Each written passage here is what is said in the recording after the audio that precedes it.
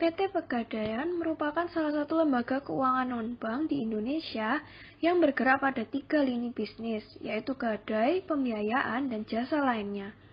Selain melayani bisnis secara konvensional, Pegadaian juga memiliki unit bisnis syariah yang produknya sesuai dengan syariat Islam, yaitu Pegadaian Syariah.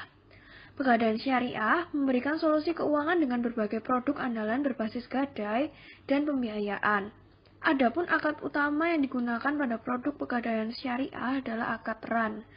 Dalam Fatwa Dewan Syariah Nasional nomor 25-DSN/MUI-3/2002 tentang RAN, dijelaskan bahwa pinjaman dengan menggadaikan barang sebagai jaminan utang dalam bentuk RAN diperbolehkan dengan beberapa ketentuan.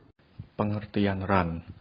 Pengertian RAN berarti menjadikan sebuah barang sebagai jaminan utang yang dapat dijadikan pembayar apabila tidak bisa membayar utang.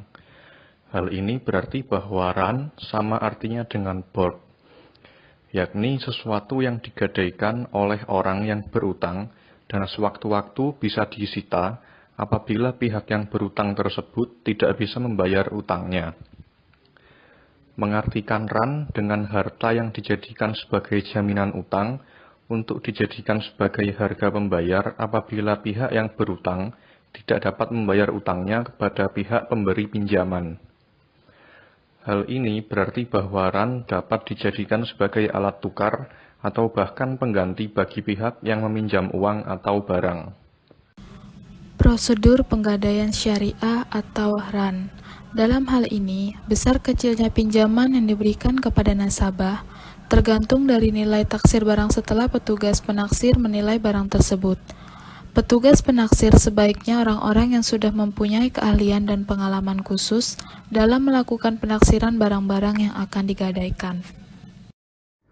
Untuk barang bergerak, murtahin atau petugas penaksir melihat harga pasar pusat atau HPP yang telah berlaku.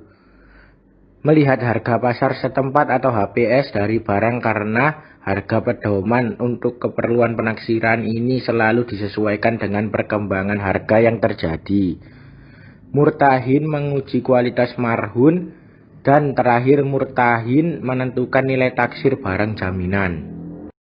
Lalu untuk barang yang tidak bergerak, murtahin bisa meminta informasi maupun sertifikat tanah atau pekarangan kepada rahin untuk mengetahui gambaran umum marhun. Murtahin atau penaksir dapat melihat langsung atau tidak langsung kondisi marhun ke lapangan.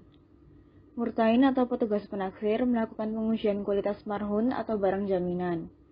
Maka murtahin atau petugas penaksir menentukan nilai taksir.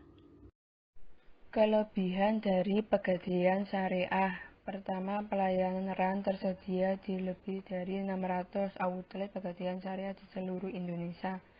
Kedua, pinjaman atau marhun B mulai dari 50.000 sampai dengan 1 miliar ke atas. Ketiga, proses pinjaman tanpa harus membuka rekening. Keempat, prosedur pengajuannya sangat mudah. Kelima, pinjaman berjangka waktu 4 bulan dan dapat diperpanjang berkali-kali. Keenam, penerimaan marhun B dalam bentuk tunai atau ditransfer ke rekening nasabah. Ketujuh, prosedur pinjaman sangat cepat, hanya butuh 15 menit.